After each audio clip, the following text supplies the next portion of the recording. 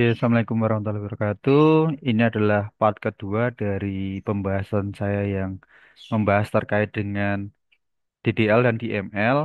Mohon maaf tadi ada jeda gitu ya. Nah, kita lanjutkan. Tadi kita udah membahas terkait dengan apa namanya teori dari DDL dan DML. Nah, kita akan mencoba melihat apa namanya implikasi atau penerapan dari DDL dan DML tadi gitu ya. Jadi untuk yang DDL itu kan bisa kita lihat dari apa tadi kode kita gitu tadi ya. Sorry, bukan kode kita, script kita gitu ya. Script kita yang membahas terkait dengan DDL dan DML. Oke, saya buka. Nah, ini ya tadi ya. DDL-nya itu intinya adalah statement yang digunakan untuk mendefinisikan tabel. Ini udah saya bahas. Terus untuk DML ini adalah statement untuk mengisi tabel. Dua SQL ini udah saya eksekusi gitu ya. Dan saya di sini menggunakan SQLiok. Jadi SQLiok itu adalah tools yang digunakan untuk mengelola database.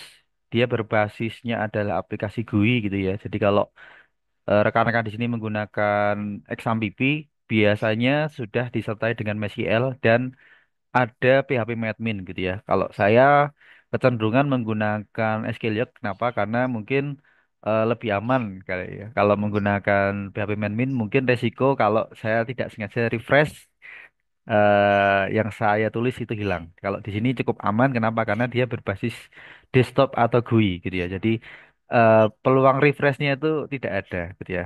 Mungkin refreshnya itu untuk ke refresh data, jadi lebih aman dan bisa multiple ini ya, multiple query gitu ya. Jadi bisa kita switch dan membagi query-nya masing-masing. Ini salah satu alasan saya menggunakan SQLiok. Dan di sini kebetulan saya menggunakan SQL Enterprise gitu ya. Jadi kalau rekan-rekan menggunakan yang free itu adalah versi yang SQL ya Community. Cuman kalau SQL yang Community dia punya kekurangan, dia tidak bisa melihat relasi dari tabel-tabel. Nah, di sini saya hanya menggunakan untuk keperluan apa namanya demo saja gitu ya. Jadi nanti untuk pemanfaatannya bisa menggunakan SQL Yok Community Edition. Oke. Tadi saya membuat example nama database-nya adalah SimPurpose. Nah, di sini sudah terbentuk database dengan nama SimPurpose, lalu ada beberapa tabel yang ada di dalamnya gitu ya. Ada sejumlah 8 tabel. Ini kita bisa lihat relasinya dengan ini ya, memilih New Schema Designer gitu ya. Lalu bisa di sini kita klik kanan, add table, lalu kita pilih semua apa namanya tabelnya. Nah, secara umum mungkin dia akan menempel menjadi satu ya. Jadi bisa kita rapikan sendiri di sini.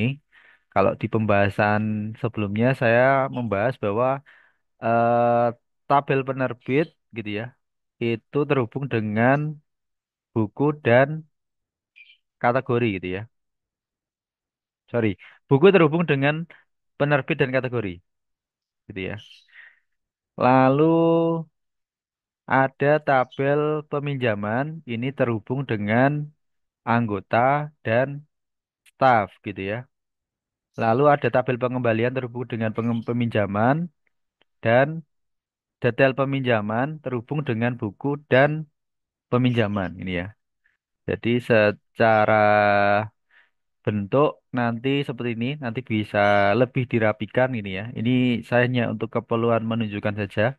Jadi kalau rekan-rekan lihat di sini ada masing-masing tabel punya kunci gitu ya atau primary key dan tadi udah kita bahas di sini kebetulan menggunakan integer dan auto increment gitu ya.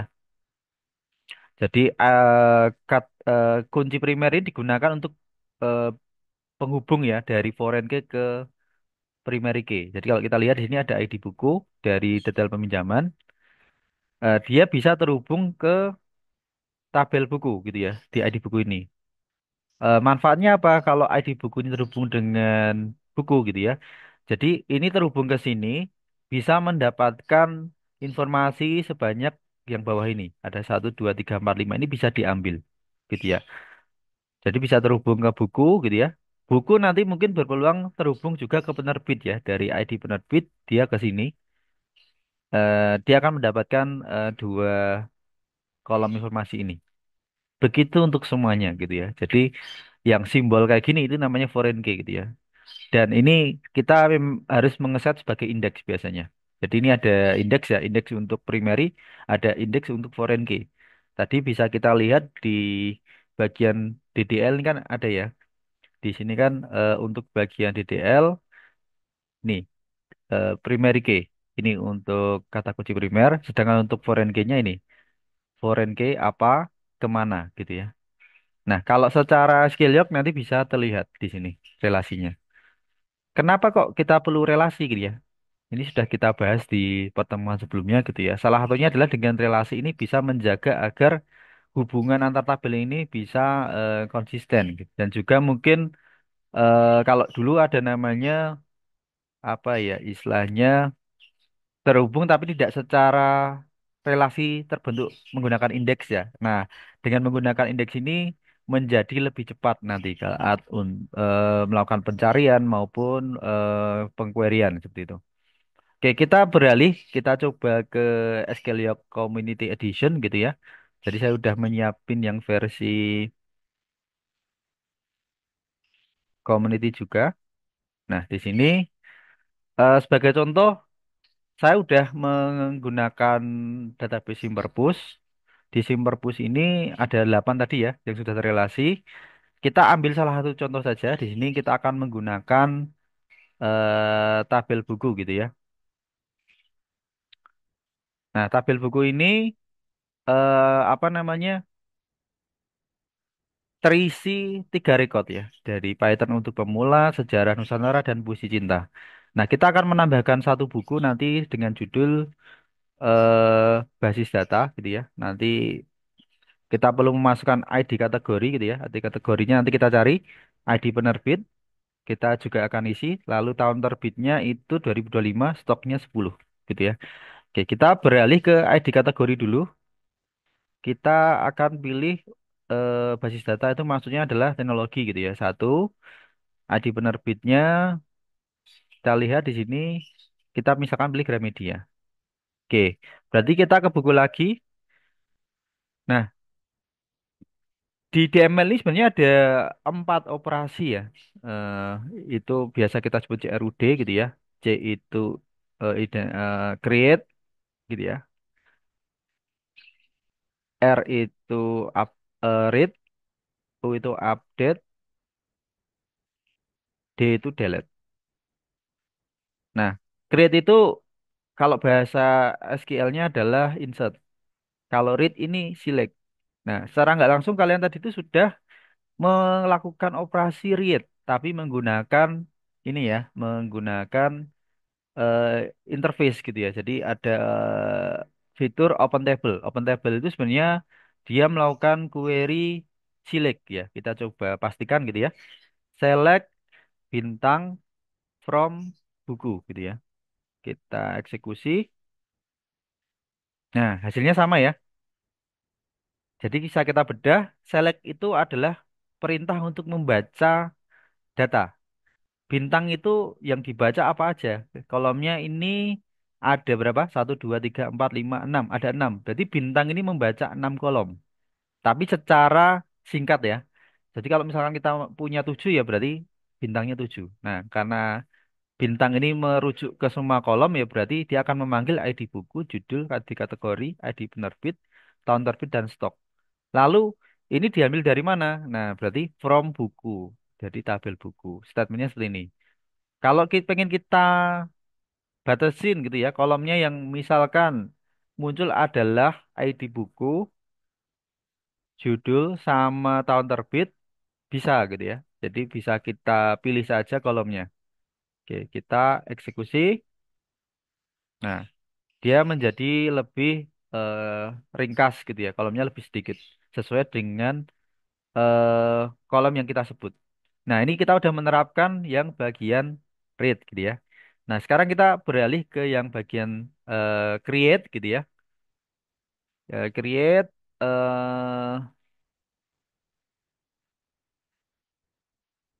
kita tadi udah menyiapkan rencana untuk mengisi gitu ya. Saya cut aja ya. Saya cut,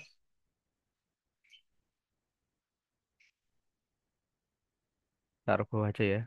Nah, tadi kita pengen mengisi di sini gitu ya. Eh Isinya judul basis data, ID kategori satu penerbit satu tahun terbit 2025, stoknya 10. Sebenarnya kita bisa mengisi menggunakan interface di sini, cuman kita akan menerapkan query ya atau statement DML. Berarti kita coba tulis, saya tuliskan dulu, insert into buku. Jadi yang kita akan mengisi atau menulis kemana gitu ya.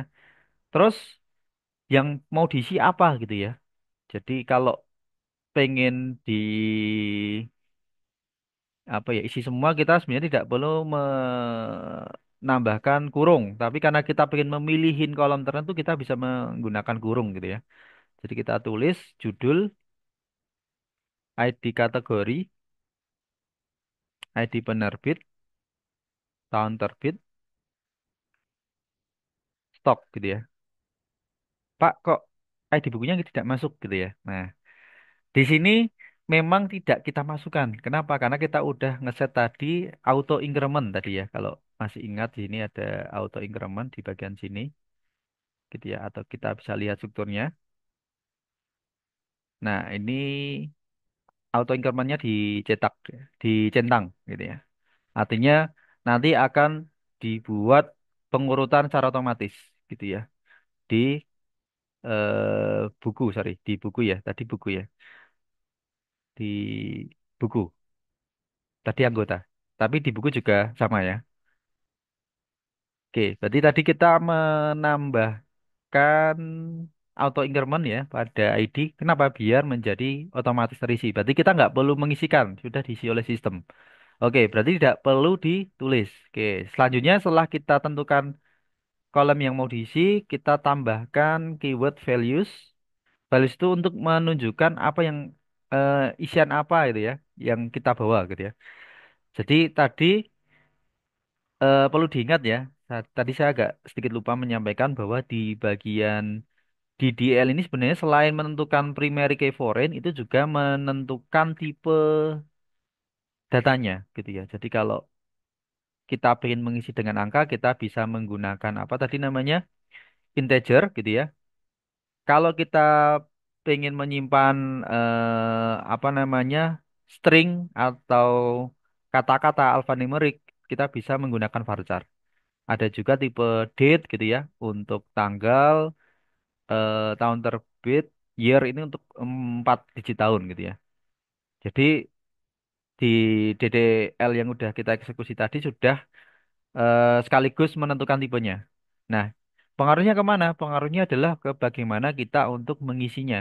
Jadi judul ini kan kalau kita lihat ya, judul itu dia varchar 200.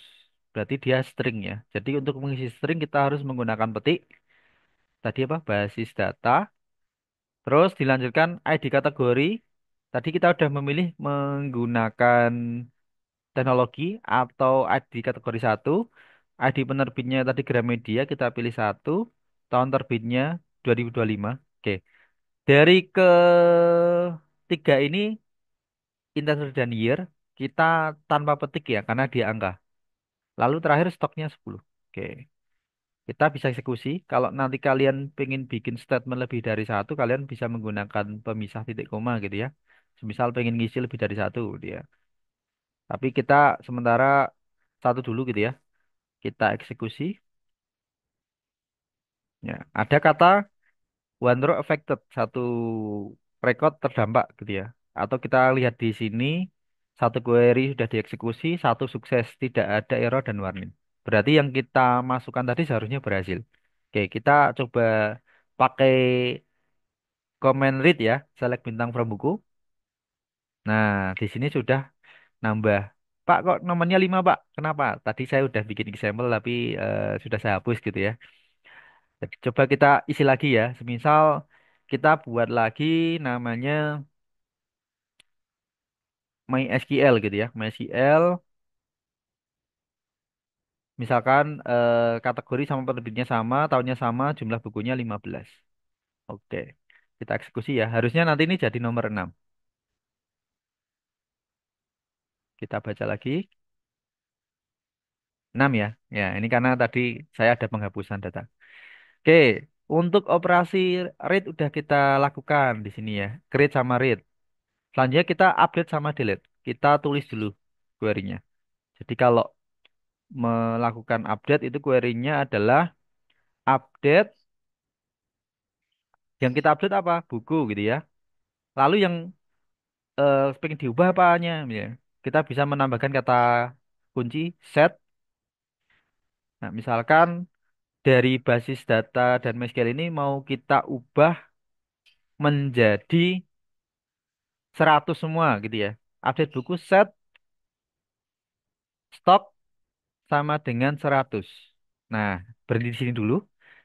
Kalau kita pengen hanya dua ini yang terdampak, berarti apa yang akan kita lakukan? Kita bisa menggunakan kata kunci where. Gitu ya. Nah, bisa menggunakan where. Terus ada banyak sekali variasi setelah where. Jadi kita bisa menggunakan single single apa ya istilahnya single eh, untuk apa sih filtering gitu ya. Jadi misalkan ID buku sama dengan 5, nah, itu satu ya. Atau ID buku sama dengan 6. Nah, kita bisa memanfaatkan di sini where ID buku in. Nah, jadi in itu untuk lebih dari satu gitu ya. Jadi kita bisa menuliskan angka 5 dan 6. Jadi kita bisa jujuk ya. Jujuk itu istilahnya memilih langsung mana yang mau kita pilih. Kalau nggak pakai kayak gitu, gimana Pak? Ya bisa pakai single yang tadi. Where ID buku sama dengan 5, where ID buku sama dengan 6. Ini jadi kayak dua kali statement ya, kayak gitu. Nah, mau pilih yang mana gitu ya. Oke, kita coba satu-satu dulu aja Pak, biar tahu dampaknya gitu ya. Oke, kita coba eksekusi yang ID buku sama dengan 5, berarti basis data ya. Kita eksekusi, satu row affected, sukses. Kita lihat lagi, saya tak bikin query di sini ya. Select bintang from buku.